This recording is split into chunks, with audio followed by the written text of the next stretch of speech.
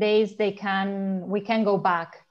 So now the situation, it seems to be a little bit better, but as Luke has already said, you never know how it's going on or what is going to be in next days. So it seems that we are in a better situation than 1 month ago, but well, it's a different situation. We are still in this crisis, and we are taking care also about these new variants of COVID, especially coming from Portugal and so on. So you never know.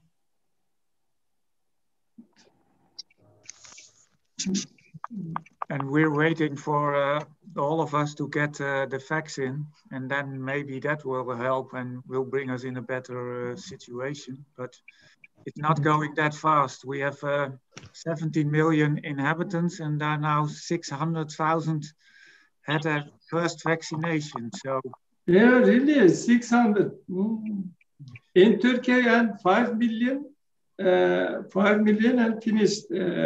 Okay. First vaccination. Yeah. And how many to go? And me yesterday. Okay.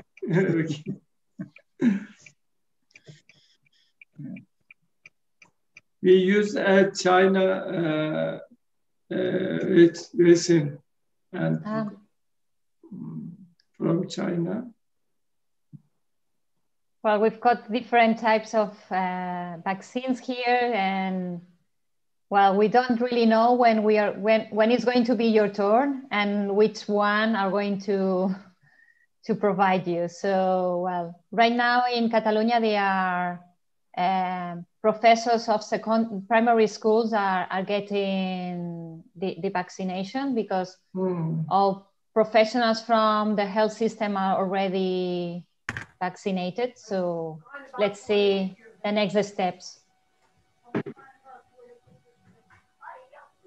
But it's complicated, everything. Yes, it is. And we had last week, we had very bad winter weather. So that was another complication to the vaccination program, because a lot of the stations were closed and people were not able to get there. So yeah, everything is complicated. Yes,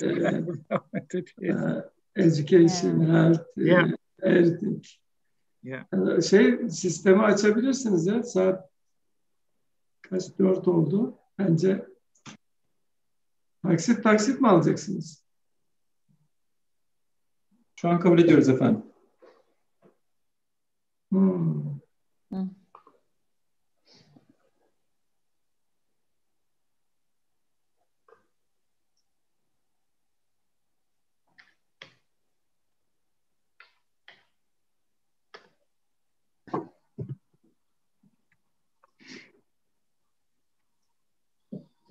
Herkese merhaba. Muzaffer Hocam, Yelken Hocam.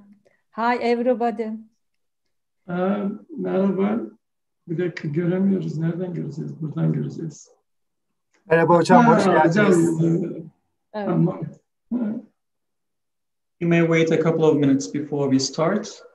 Hocam bizi dinleye bıkmadınız galiba. Sibel Hocam da burada. İvan Hocam burada. Herkes burada. Güzel. Merhaba Muzaffer Hocam. Merhabalar. Hi, everybody. Everybody. Hello.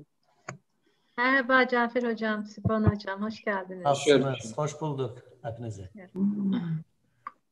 Hocam merhaba. Kütahya Sağlık Üniversitesi. Merhaba hocam.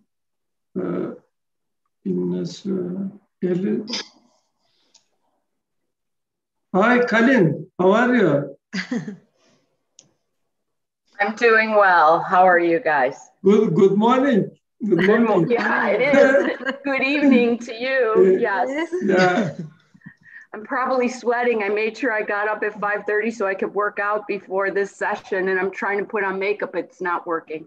What time? You look great. Colin, you look really great. I'm sweating. Woo. It's 0 degrees and I'm pouring sweat. It's cold here, isn't it? Yeah. Hocam merhaba, Bilkent Üniversitesi Tuncay Biçim. Merhabalar hocam. Hi to everyone. Muzaffer Hocam, greetings from Yodak, North Cyprus to all. Thank you very much for this Thank session. you, welcome. Welcome. Good to see you all. Welcome Olgun hocam. Thank you. Welcome. Hocam Bedek'ten Profesör Doktor Abdurrahman Aksoy saygılar sunuyorum. Hi to everybody. Hoş geldiniz hocam.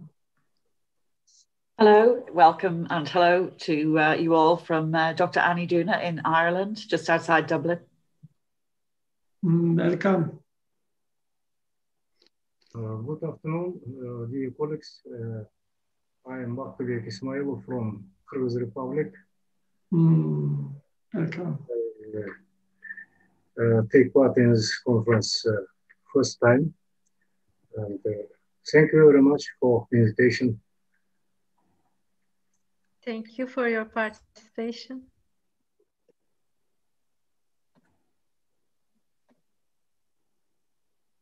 Well, I'm Carlos Reis from Coimbra University. I'm very pleased to meet you. My compliments to the President and everybody. Thank you very much for your contribution.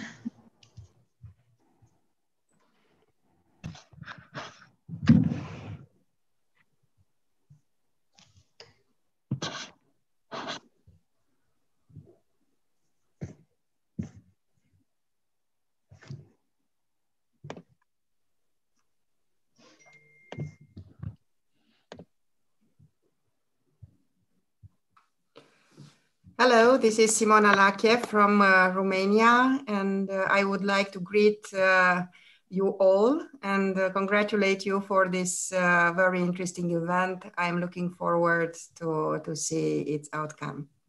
Thank you very much. I hope everything is going well at the HAQC. Hi, Simona. Thank you very much. Thank you.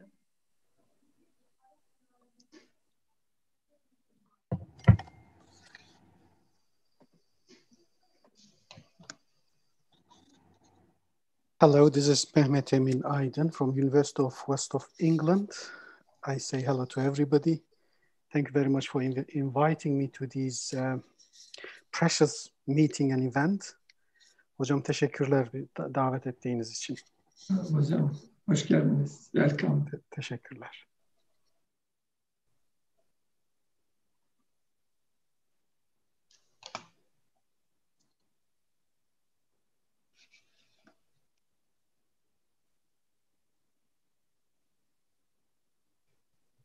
Başlayalım artık. I think we can start now. Good afternoon, ladies and gentlemen. Good afternoon, dear colleagues and honorable guests. Thank you very much for joining us from around the globe for this webinar organized by the Turkish Higher Education Quality Council. The Council is pleased to welcome you to its 2021 webinar series. The webinar of the series focuses on the digitalization of quality assurance in higher education, featuring experts from leading European quality assurance agencies. I first would like to start by saying that this webinar is Turkish Higher Education Quality Council's YouTube channel and recorded. After the webinar, the recording will be published on the Council's YouTube channel. The language of the webinar is English. You can use the chat box for your questions or comments. Questions that will be asked via YouTube will also be forwarded to me. I will be delighted to present them to the speakers. We are also pleased to have your feedback. Please fill out the short survey at the end of the meeting by clicking on the link in Turkish or English, which will be shared in the chat box. We will be grateful if you could keep your microphones muted during the meeting to ensure the best sound quality. As the webinar generated great interest, happily, we have many registrations from all over the world. We received so many registrations from 48 countries. I would like to thank you once again for your interest in this. I will start by first introducing myself perhaps. My name is Dr. Deniz Kozanoğlu, and I work as advisor for the Turkish Higher Education Quality Council in Ankara. In addition to this, I serve as an assistant professor in the Francophone Department of Political Science and International Relations at Yeditepe University in Istanbul. I'm delighted to be moderating this online meeting with a very distinguished panel of speakers and audience. I will now introduce you my respected and great speakers. Our first speaker will be Professor Muzaffer Elmas, who is the president of the Turkish Higher Education Quality Council. We have a second speaker, Mr. Lut Kroos, who is the director for the Dutch department at NVAO, the Dutch Flemish Accreditation Organization. And we have a third speaker, who is Dr. Esther Huertas Hidalgo, the head of the Quality Assurance Department at AQ Catalunya, the Catalan University Quality Assurance Agency. The question and answer part will come right after the presentations. So welcome to the three of you. In the midst of the pandemic, the way universities provide higher education has been affected and changed. In addition, due to the pandemic, quality assurance measures have been taken everywhere and new arrangements have been made. As of Turkish Higher Education Quality Council, we have been also adapting our processes accordingly. In this respect, in an effort to share effective practices and experiences in overcoming the challenges related to COVID-19, and in order to discuss the digitalization of quality assurance procedures, Turkish Higher Education Quality Council has decided to dedicate the first webinar of 2021 to the digitalization of quality assurance in higher education. And what we tried here to address is how agencies and universities across Europe can adapt and transform their quality assurance processes and procedures to the digital era during the pandemic. All right, so I think we can start with the presentations. I wish everyone a successful and productive event. We will start with our president, Professor Muzaffer Elmas, who will present our Council's Institutional Accreditation Program and Digital Processes. Professor Muzaffer Elmas received his bachelor's degree in civil engineering from Istanbul Technical University in 1980 and received his master's and doctoral degrees from the same university in 1983 and 1988. In 2002, Professor Elmas began serving as the vice rector of Sakarya University and worked on strategic planning, quality, education, and investments during his term in office. In 2010, he was appointed as the rector of Sakarya University. During his term of office as a rector, he spearheaded the establishment of an administrative system for the university that will facilitate the processes of quality evaluation in higher education and accreditation at national and international levels. He also coordinated the procedures of Turkey Excellence Award, EFQM Excellence Award, and Global Excellence Award, the external evaluation processes of EUA IEP and Higher Education Quality Council, and the accreditation procedures of around 50 programs, along with national and international accreditation agencies. Professor Elmas is a member of the Disaster and Emergency Management Authority, Earthquake Advisory Board, and the Council of Higher Education Vocational Qualifications Institution. He is also the chair of the Inter-University Council Education Commission and a permanent member of the Turkish Academy of Sciences. Now, I would like to give the floor to our president, Professor Muzaffer Elmas. Mr. President, you may start your presentation now. Our presentation, your presentation, full screen on the... Yes, now we can see your presentation. Okay. Good afternoon. Dear guests, welcome to webinar. We are glad to see you here. My name is Muzaffer Elmas, President of Turkish Higher Education Quality Council. Thank you to the speakers on the webinar. Firstly, I talk about our Turkish higher education numbers. We have 129 state university and 74 foundation university and totally 208 higher education institutions in Turkey. There are 30,000 departments, vocational school, undergraduates, and master and doctorate degree. And 3,000 students short cycle, and 4 and 5 million students bachelor degree, other masters and doctorate degree, totally 8 million students, and 174 academic staff. There are very big family, Turkish higher education institution and students and academic staff. Our agency was established 2017 and independent organization and financial and operational. Our agency and full members NQA and NQA and APQN and CHIA and EQA, International Islamic Quality Agency, and we cooperate our agency.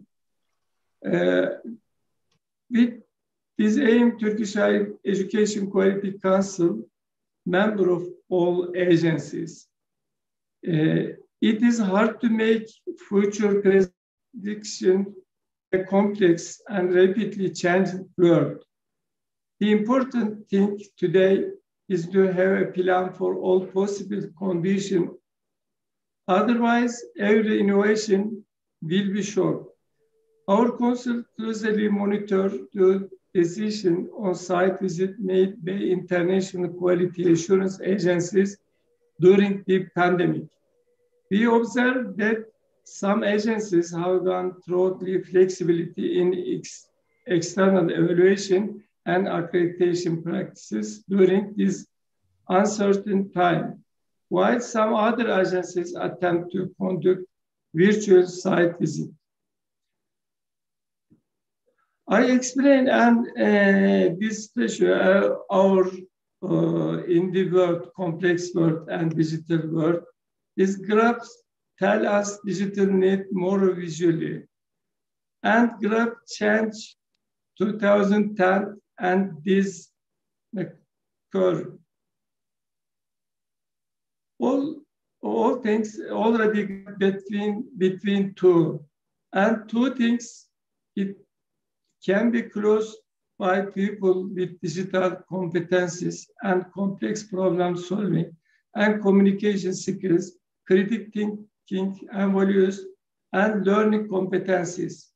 And firstly, and secondly, the institution for the purpose, agile leadership and goal-focused and integrated management information system. And another core and future of work is now, and public policy and business and individual and technology, and closest and individual and public, university in between and business and in this area. It will be very important next time. It is hard to make future prediction and complex and rapidly changing world. Online blended learning and certificate microcredential and recognize of prior learning and partnership, higher education in the future, in short future, maybe. Our institutional accreditation steps. Firstly, institutional leadership explain and university mission, vision, and target of education and research and service to society. Secondly, and internal quality assurance system and institution and learning, teaching and research and social contribution and internationalization and policies and performance indicators and plan to check act. After that, important to establish to system complete to cycle. After the evaluation system evaluators tells the strengths and area for development.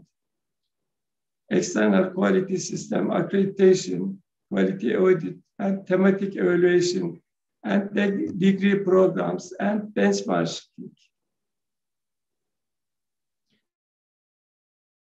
Leadership. Our institutional accreditation and 5 steps and quality assurance and teaching, learning, resource development, and service to society and management system. But our criteria focusing on student learning outcomes and students teacher learning, basic learning and evaluation, and learning resources and continuous monitoring and uptime and of programs. Other criteria lately and different. Institutions are expected to establish a quality assurance system and system for teaching and learning. With institutional accreditation and institutional evaluation are all things, Turkish Higher Education Quality Council's procedures, we would like to higher education improve temp service. This figure will show. And okay. Our system compatible to sustainable development goals, you know, everybody. Our institutional accreditation programs and self-evaluation report, and external evaluation commission, and foreign evaluation team, and institutional secretary and press site visit, and other site visit, and site visit and 2 parts, I explained you, and commission external evaluation, and Higher Education Quality Council declaration and accreditation of higher education institution. Our steps.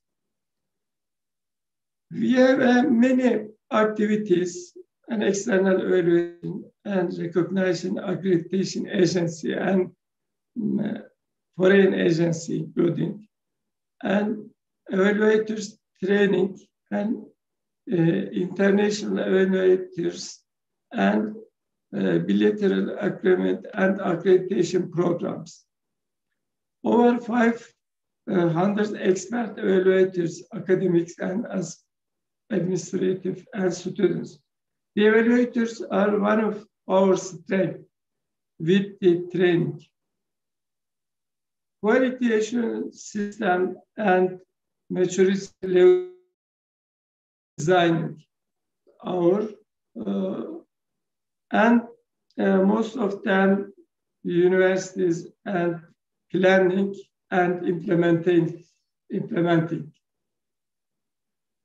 Now we have many activities and 8 million students and universities and most department and program accreditation agency. And we explain a report and performance indicators and accreditation activities and distance learning activities and monitoring evaluation, evaluators, internalization and program accreditation, self-evaluation report, alumni relations, stakeholder holder relations, and ranking and survey and agile management and etc. There, as explained above, and these studies bring a lot of progress to universities and quality agencies. Yeah, this bureaucracy, we don't want this stage. We develop an information system that support every stage or our processes. To manage the complex new world and university with diversity, accreditation processes that can measure the results are getting more and more important. In order to flexible, informative, less bureaucratic system, also need to integrate it with the university's education and training management system, a center of quality management system, evaluation modules, and accreditation modules, and 5 different modules. If this system is not integrated, accreditation and coordination between systems will take extra time, which may prevent the achievement of some of the targets.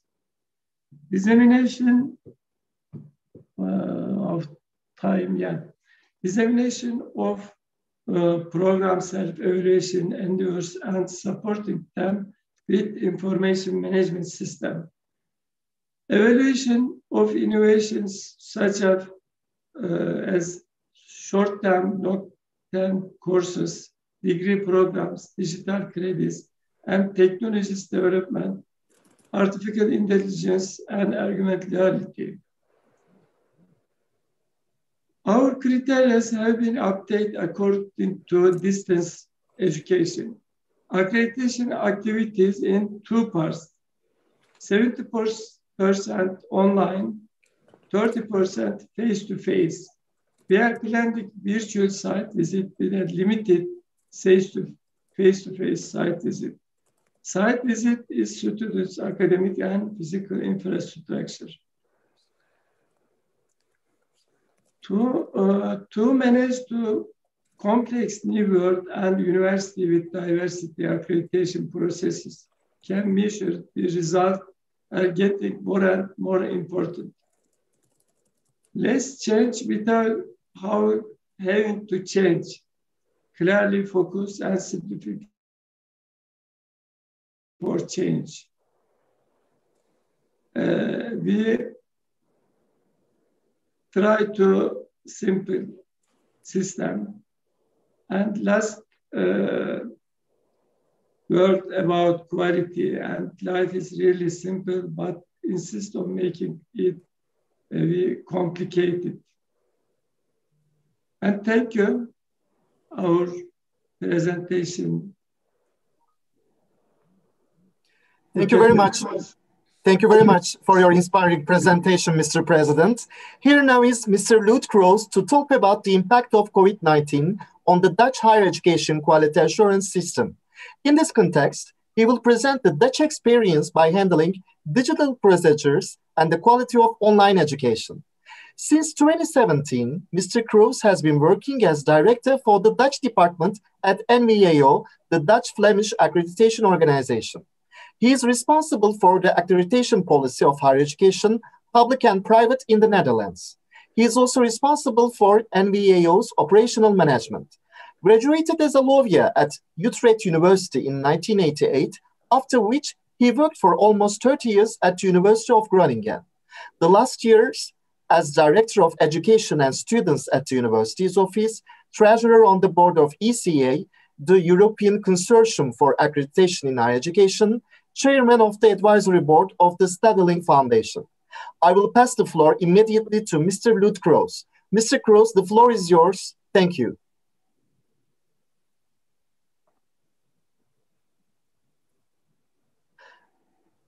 You are on mute, Mr. Kroos. Can you see my screen? Hear you.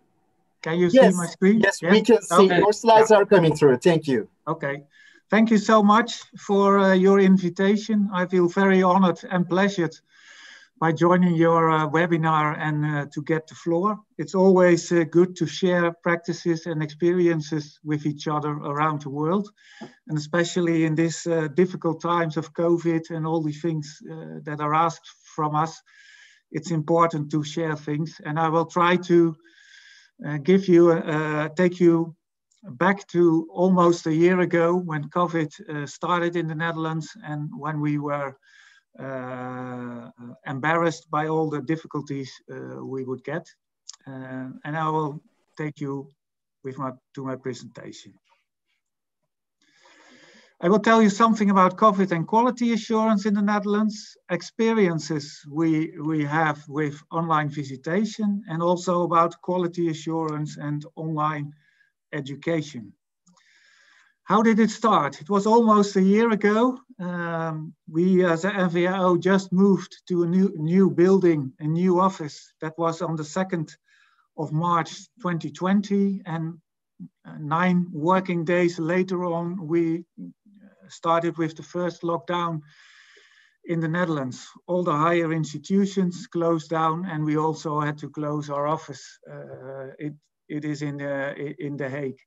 And in these first days of the lockdown, question of a couple of weeks, and then maybe we will go back to normal, and we will be able to do everything what we did. But almost a couple of days later, it was already clear that this was not going to be a short period where we had to close down everything, but it would take much longer. And we decided to put down all our own procedures on hold, because all our procedures were site visits, and because of the lockdown and the closing of the institutions, they were not longer possible. And after that, we started intensive consultations with all our stakeholders, the institutions, our panel members, our own staff members, and also the ministry. What were we going to do, and what do higher institutions need? Because all of their energy and efforts in these first weeks and months were going to the switch they had to make from on-campus education to online education. And it was very clear that sometimes higher institutions needed granting a postponement to deliver a report. They asked us for, how can we deliver a report 3 months later or half a year? Sometimes they needed an extension of the accreditation period so that they had more time to organize an online site visit instead of an on-campus visit.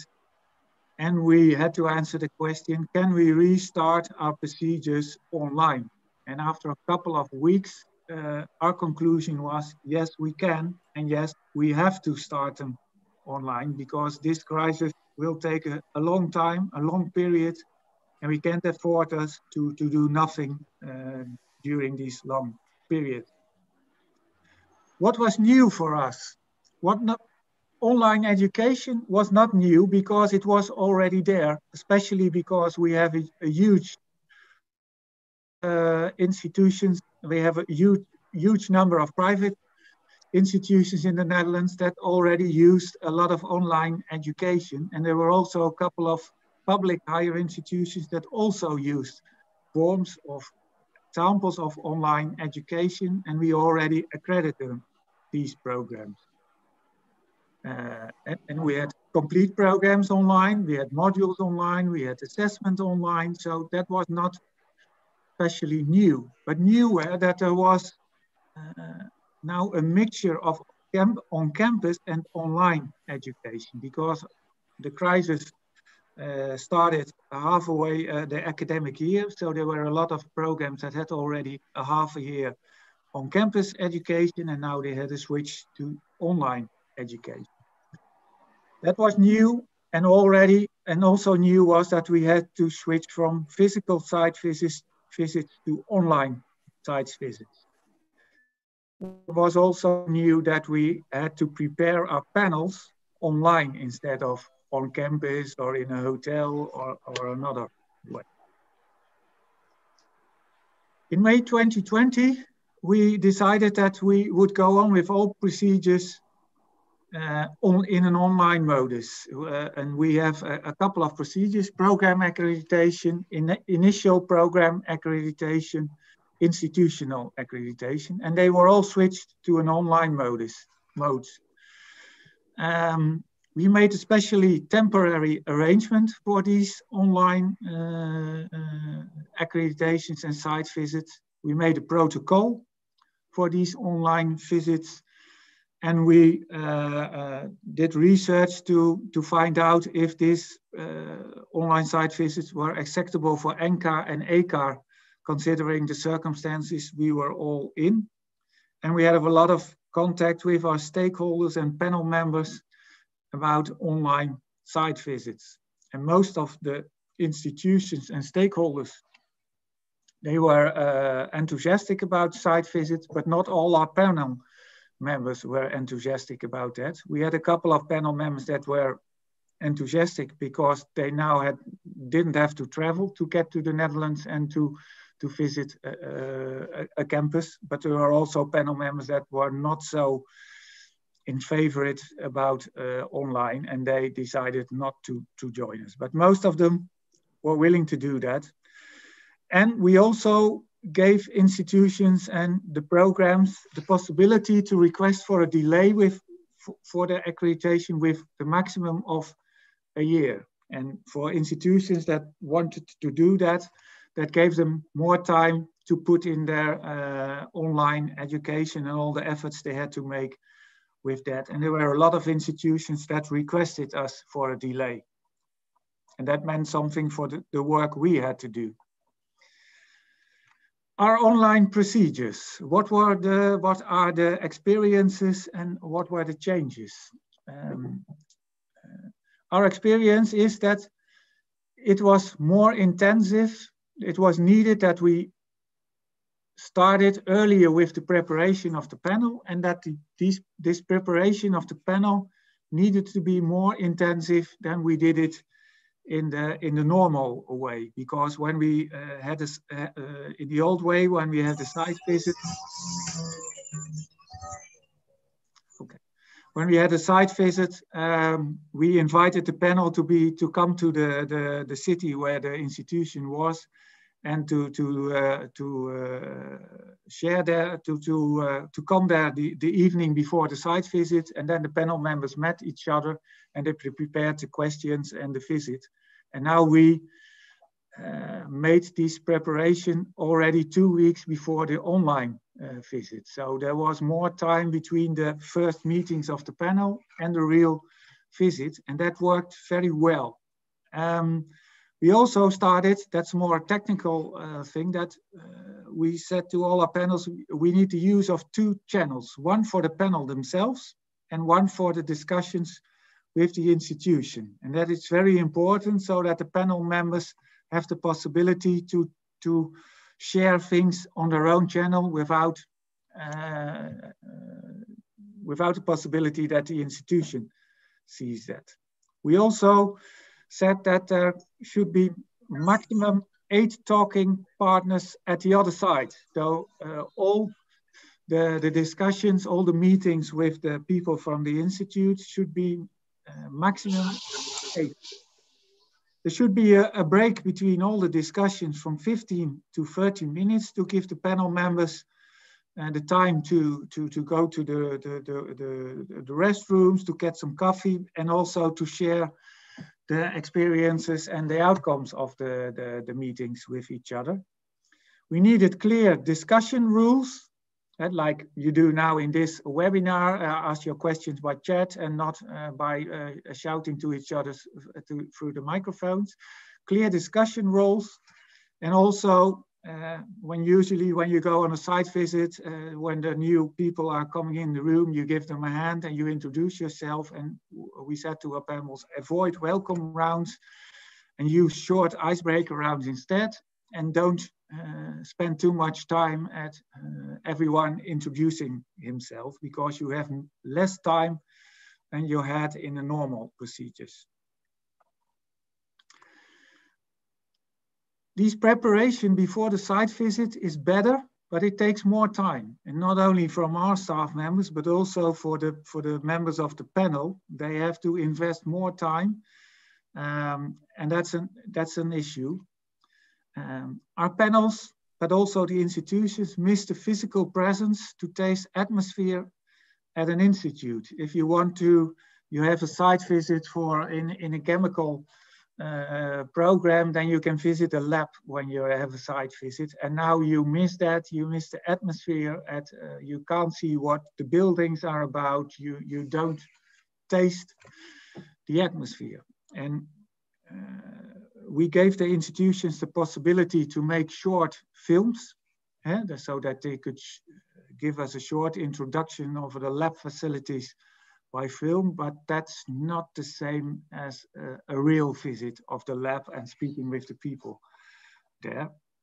Panels also gave us, and we recognize that interactions knows limitations when you're online, and that the non-verbal communication is more difficult than it is when you're with all these people in a room. Then you can see more what happens, and they miss that. They really miss that in the online modus. And also very important for us was that we experienced that work sessions of a full day are not going to work in an online modus, because it takes more energy from all the people that are enjoying online sessions. So we decided that we had to split sessions in half days. And that meant that when normally you had a site visit from 1.5 or sometimes 3 days, now you have to split it in 5 half days, sometimes 2 visits online, 1 in the first week and 1 a week later on. But you have to split it in smaller and shorter sessions than what you are used to. In the first months of the COVID crisis, I would say until October, November, there was not so much discussion about the quality of online education. Everyone was convinced, was very busy to switch to the online modus. Teachers, staff were very busy with that, and also students were busy with that. But I would say in the autumn of 2020, it became clear that this crisis would take much longer than we expected, and that it could be the case that some students would only get online education instead of a campus education. So that was the moment that we were starting to think about, what does online education mean to the quality, and how do we want our panels to discuss these issues? And last month we decided, also after consultation of the stakeholders and our ministry, that we would ask our panels to pay attention to online education and the influence it would have on quality assurance. And what we ask our panels are the next things. Panels have to pay attention to the influence of adjusted education on the quality of that education. And the longer the adjusted education takes, the effects there could be on the realized learning outcomes can be larger.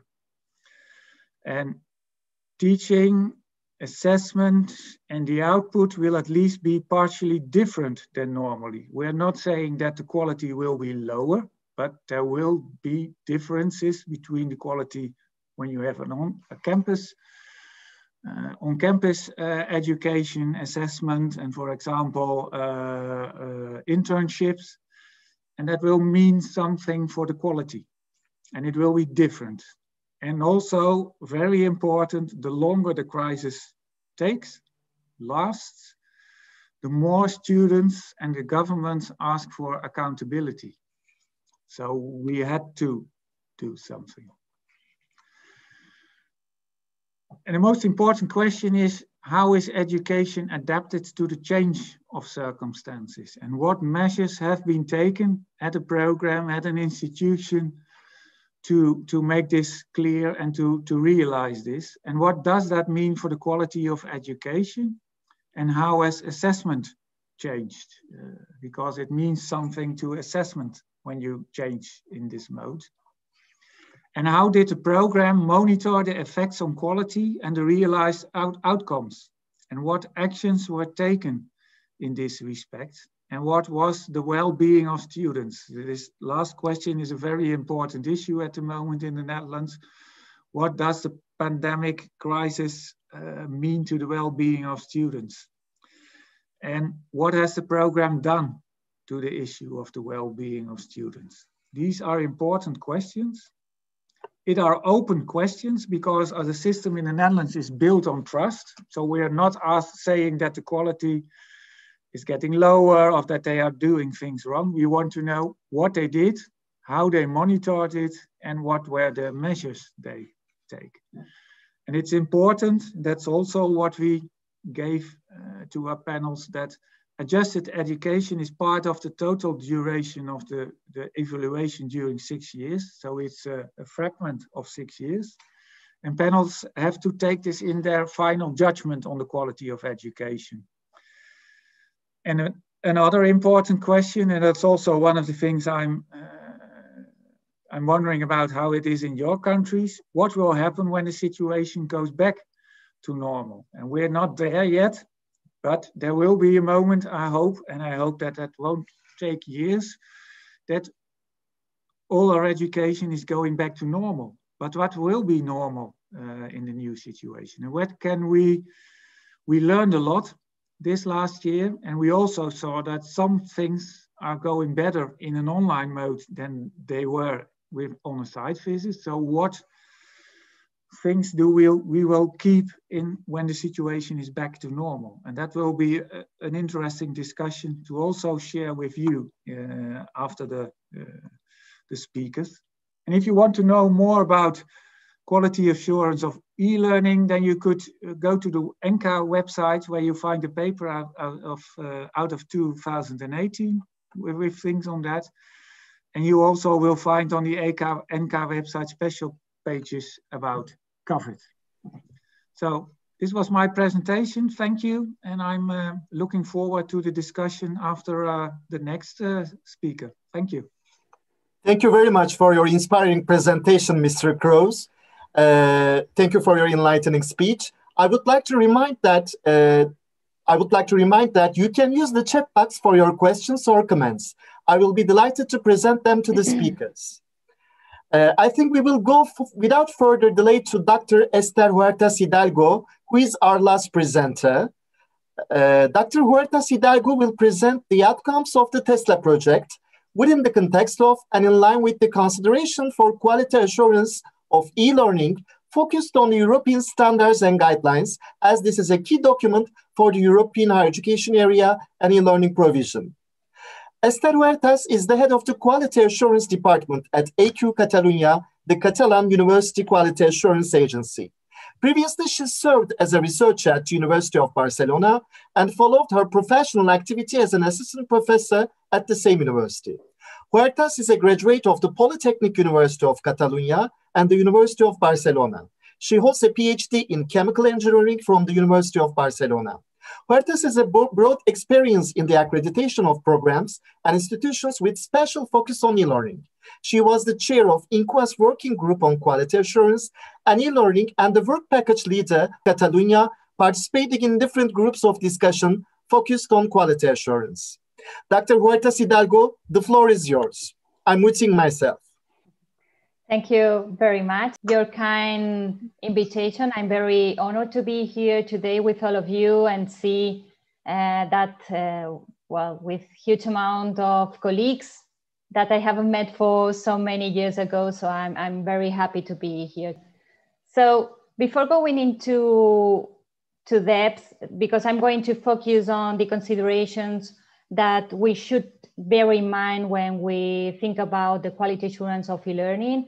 And I will be very focused on the European standards and guidelines and the work that we carried out at ENQA level. But before going on those details, I would like to share with you with a brief introduction. And the first idea is that nowadays we are living in a, and this can be explained by two main reasons, the globalization and the easy access to internet. And this fact has affected in some changes in the teaching and learning process and the universities themselves. It is worth mentioning that e-learning can play an important role in the achievement of the Sustainable Development Goal number 4, which is to ensure inclusive and equitable quality education and promote lifelong learning opportunities for all. It is also important to bear in mind the different agreements of the ministries in charge of the higher education in Europe, and specifically the Paris Communiqué published in 2018, were included for the very first time the concept of digital and blended education and the quality assurance of this type of provision. And also the Rome Communiqué published last year, where it suggested that higher education institutions should use digital technologies for learning, teaching, and assessment, and include the concept of development of digital skills and competences. But I would like to go further on the situation we are living right now. And if we look at the situation of last year, at the beginning of 2019, higher education institutions were doing their regular teaching. Then we've got the pandemic with COVID-19, and institutions have to change and adapt very quickly their teaching and learning process. Right now, we can say that institutions, they are in an exceptional teaching moment. What does it mean, this emergency and exceptional teaching? This means that there's a temporary shift of instructional delivery due to these crisis circumstances, and there's the compromise to return to the previous format once the crisis has been abated. And it doesn't mean that traditional university, a face-to-face university, is going to transform into a fully online university. So, the first question that raises when people think about e-learning is linked to the equivalence between online education and traditional education. So when we talk equivalent, we are not saying that they are the same, but the institutions have to guarantee the same learning outcomes. When we are saying that they are equivalent, we are saying that they should have an equal value and they should be recognized equally by labor market, employees, or professional bodies. And it is important to think, to have in mind that good online education is not so different from good face-to-face education. So this means that we need to have the same criteria, some basic criteria to analyze and to measure this adjective of good, which is the quality of the education. So as all of you know, quality assurance is one of the action line of the Bologna Declaration since the beginning in 1999. And as a result of the Bologna process, the European standards and guidelines were defined and adopted by the ministries. I won't go to all the details of the Bologna process, but I would like to share some ideas from the quality assurance and e-learning perspective. The first idea is that ESG are generic, so they provide this framework and common basis. They apply to all higher education offered in the European higher education area, so including the e-learning, and also all types of e-learning should be considered. And when we talk about all types, we are referring to virtual learning, distance learning, hybrid models, blended models, etc. And all phases included in the learning process should be considered too, as for example, e-assessments. So if we focus on the work that was carried out at ENQA level, which analyzes the European standards and guidelines, this work was carried out and finished in 2018. There was a necessity to analyze the European standards and guidelines under the e-learning perspective. So this group, the first conclusion of this group was that all standards are fully applicable to e-learning provision, but there was a need to provide some recommendations to quality assurance agencies in order to improve their methodologies, and also to provide some recommendations to higher education institutions in order to adapt their internal quality assurance system. So the full report is linked in this website. It's also included in the presentation of Mr. Lucht, because this is a relevant document for all of us. And I will focus on some of the most relevant standards. And first first of all, I put focus on the internal quality assurance. And the first standard is policy for quality assurance. And the first idea is that an institution should bear in mind and should be aware about its strategy. So if an institution plans to include e-learning, they should analyze their strategy and see if there's a necessity to adapt the overall strategy. The second idea is that institutions should also consider and pay attention to the ethical and legal requirements. We are referring to protection of data privacy or intellectual property rights. It is important to say that those type of regulations changes very frequently, so institutions should be updated very frequently. Stakeholders' involvement is a challenge here due to the lack of an on-campus presence. So institutions should do additional strategy in order to guarantee that stakeholders are involved in their internal quality procedures. The next standard is one of the most relevant one. When we talk about the student-centered learning, teaching and assessment, well, this standard encourages the use of flexible learning paths, different modes of delivery, a variety of pedagogical methods, and giving a sense of autonomy to each student. So it is really important that the institution design and have a proper educational model in order to guarantee the achievement of learning outcomes. It wouldn't be a good practice to have only a digitalization of the content. To provide e-learning is something else. There should be a design behind. E-assessment is something relevant too, so institutions should include protective measures that guarantee learner authentication and authorship.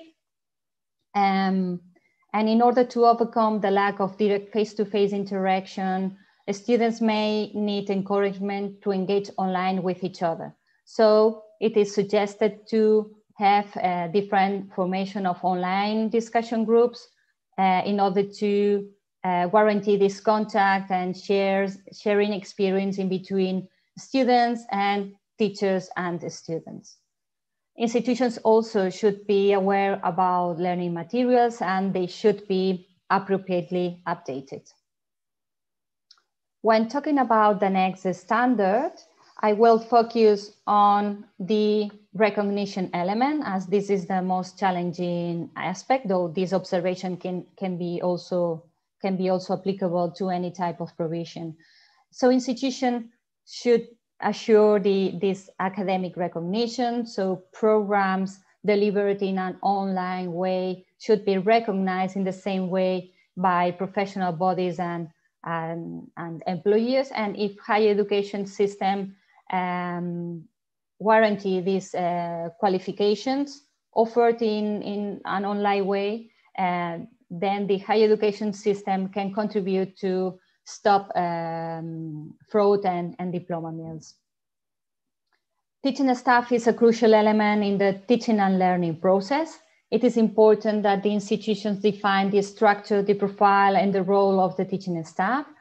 It is important to say that in general, there's a wider teaching staff in an online education, and the characteristics of the teaching staff is very different from a traditional university. So for this reason, it's really important to have a clear description of different roles, etc. And also for this reason, as normally there's a wider teaching staff, the coordination of activities could be more complex. It is also really important that teaching staff is skilled and well supported when talking about pedagogical and technological requirements. Especially it's important when there's a traditional university that wants to implement e-learning. So those teachers should have all the information and all the support services to do in a good way their work. Okay. Well, let's move to the learning resources. Here, what is really important is to analyze the virtual learning environment. We are talking about the virtual campus, the Blackboard, Moodle, whatever. And this BLE should be interoperable and robust and should ensure the accessibility of learning materials and e-assessment. This is this is really, really important for the students. Institutions also should provide the materials of a e-library, and some programs can include a virtual lab if there are some specific learning outcomes that should be acquired in that program. Student support is something really important too here. We are referring to tutoring, pedagogical, technological, and administrative related needs. It should be adapted to the e-learning environment. It's not a good practice to copy what is done in a face-to-face way, because there are a lot of things that should be done in a different way. And if this student support is very well designed and implemented, the institution can improve the student retention rate, the success rate, and also the satisfaction of learners. In relation with data and indicators, institutions could have specific indicators for e-learning, and maybe the method of calculation could be also be different for e-learning. Well, let's move to some elements of the external quality assurance. I will focus only on 3 of the standards. The first one is related to designing methodologies fit for purpose. This means that quality assurance agency should take into considerations the particularities I have already commented. There are more in the report, but ones. This means that quality assurance agencies should be flexible when designing their methodologies, and it is really important to have this innovation in their when designing the methodologies. These methodologies can include a specific criteria, indicators, guidelines, frameworks, whatever, more specific to the e-learning. When implemented the process, there are 2 key elements. The self-assessment report is the first one. It should include an explanation of the pedagogical model and the virtual learning environment. It is suggested to provide access to this BLE. It is important that peers, the reviewers can navigate through the classrooms, the forums, the teaching materials, etc. And during the site visit, obviously, there will be an intense examination of this technological infrastructure. And when there's the different interviews with stakeholders, the agenda could be a little bit longer, because the panel should interview with all the profiles of the staff, teaching staff, sorry. Okay, and finally, important to have a group of peer review experts which have experience in e-learning or blended learning, and obviously they should be trained. Okay, and right now I would like to move a little bit more to a good practice, which is the TESLA project. I would like to highlight some important and relevant ideas. This project has already finished. It finished in 2018. It was funded by the European Commission, and it was focused on e-assessment. And the main aim of this project was to develop an e-assessment system which ensures learner authentication and authorship. What is really interesting from this project is that cover different areas as teaching and learning process, quality assurance aspects, privacy and ethical issues, and technological requirements. In this project, we work with 7 pilot universities, and we were testing different instruments that you can see here in this slide that are classified depending on their functionality. So you can see here in this slide that we work in the consortium. It was included a Turkish university here. The Anadolu University was actively participating in the project. So if you want to see a demo, how it works, the system, I highly recommend you to go to TESLA webpage and see how the instruments work, how is the enrollment procedure, etc. because right now we don't have time to go deeper on this. And another thing another output, really relevant output of this project was the framework for quality assurance of e-assessment. This framework also is totally aligned with the European standards and guidelines. We defined 8 standards, as you can see here, with different indicators and evidences. You will find the full report at ENQA website. I also recommend you to go and see and check the information there. And I would like to provide you with some final remarks. The first idea is that the European standards and guidelines are fully applicable as they are right now to e-learning provision, and they provide this common understanding for higher education institutions and quality assurance agency. It is important to say that higher education institutions adopt very quickly new pedagogies, while quality assurance agencies lag behind. But in terms of e-learning, in my opinion, I think that this is changing right now, and agencies are prepared to do this evaluation in this specific on these particularities of e-learning.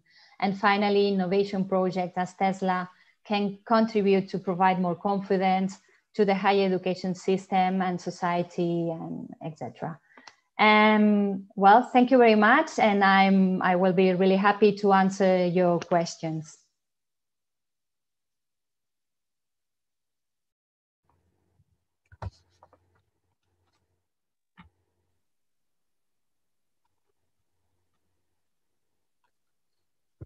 Dr. Huertas Hidalgo, thank you very much for your inspiring presentation. Thank you very much for your enlightening speech. That's a very useful and helpful approach to the current situation. I think we had here 3 very complementary input and a very rich range of practices and applications. But actually we are awfully late, of course, on the schedule, but we will try nevertheless to take a few questions. I will go in the order we had, so Professor Elmas first, and then Mr. Cruz, and then Dr. Huertas Hidalgo. The first one is for Professor Elmas. It is known that the Turkish Higher Education Quality Council had already digitalized a large part of its processes long before the pandemic.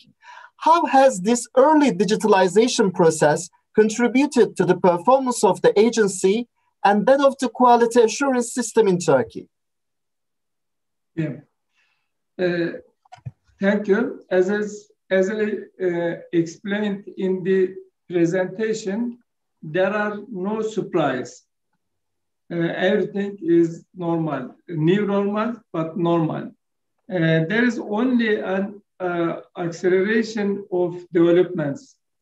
For this reason, we have done all activities in our organization in digital environment.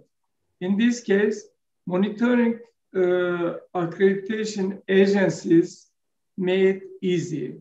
Self-early assessment report, external evaluation report, performance indicators can be taken by years. External evaluation processes became easier. Finally, every activity during the pandemic and after the pandemic period became much easier. Okay. Very much for your answer, Mr. President. And the second question is for Mr. Cruz. This question is about the post-pandemic era. What would you say process after the pandemic regarding online assessment? How will you adjust your quality assurance process in the Netherlands? Mr. Cruz? Yes. I was still fighting after a year with all the digital bullets. But here I am.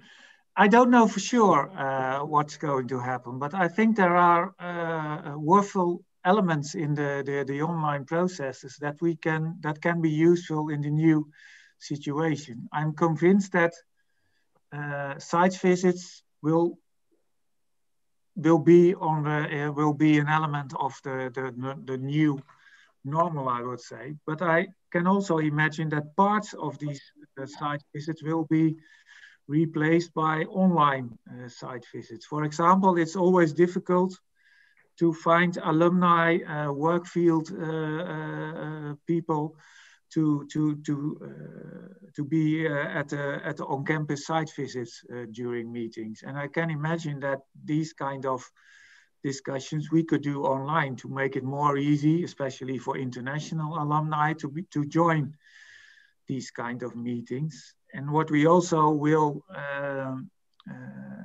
I think we will be doing is that the preparation of the panel will be online before a site visit will be there.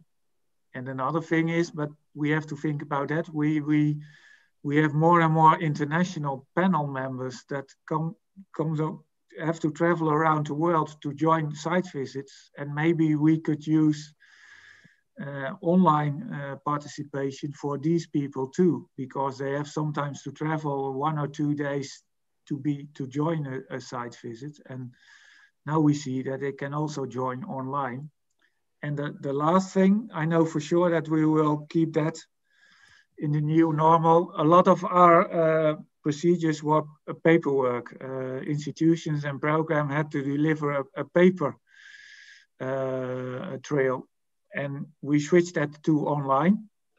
And I think we will keep that online after the new normal. We're not asking them to send us 10 paper self-evaluations and 10 other documents. We will keep that online in future. And maybe there will be more elements, but I think that we're now so busy with solving the day-to-day problems in the online mode, that I think that it will take some time to find out and to evaluate what we have done online and what are worthwhile elements to keep in our new procedures. Thank you very much for your answer, Mr. Kroes. And the last question is for Dr. Huertas Hidalgo. How can we improve performance criteria internationalization in e-learning? Well, that's a really difficult question, I think. Very challenging one. Yeah, it's, well, right now there's different studies that are analyzing the virtual mobility and see how this virtual mobility can help the internationalization of institutions, but also of students and teachers, of course. So this is something that there are some experiences. I think that my colleagues from EDTU have a project on virtual mobility, and they are doing some experimentation, because in e-learning there should be some virtual mobility, though some experts doesn't agree a lot on this term using virtual mobility. So that's something that we have to explore more, and that's a good question. Yes, thank you. You are muted, sorry. Thank you very much for your answer, Dr. Huertas Hidalgo. Dear attendees, thank you for filling out our short survey. It's really nice to see how our participants think about our webinar. You can fill out the survey by clicking on the link in Turkish or English, which are shared in the chat box. I think we had really good food for thought for the future as well. This diversity of the digital transformation experiences of European quality assurance agencies and this reflectivity on the quality of online learning we can all retain from this crisis situation, the COVID-19 pandemic. Dear participants, it's time to close our meeting. We would like to express our most sincere thanks and gratitude to our president and guest speakers, Mr. Lud Kroes and Dr. Esther Huertas Hidalgo, for their outstanding presentations and stimulating speeches, to the audience for their contributions, and to all participants. We would also like to thank our Commission on Publicity and Stakeholder Relations, Professor Tuğba Yalpar Yelken, our Council's technical team, and all our colleagues who helped us organize this webinar. We wish you healthy and quality days, and we hope to see you all in our next webinars. Thank you. Thank you very much. Bye-bye. Thank you. Bye-bye. Thank you. Bye-bye. Bye-bye. Thank you very much for your participation.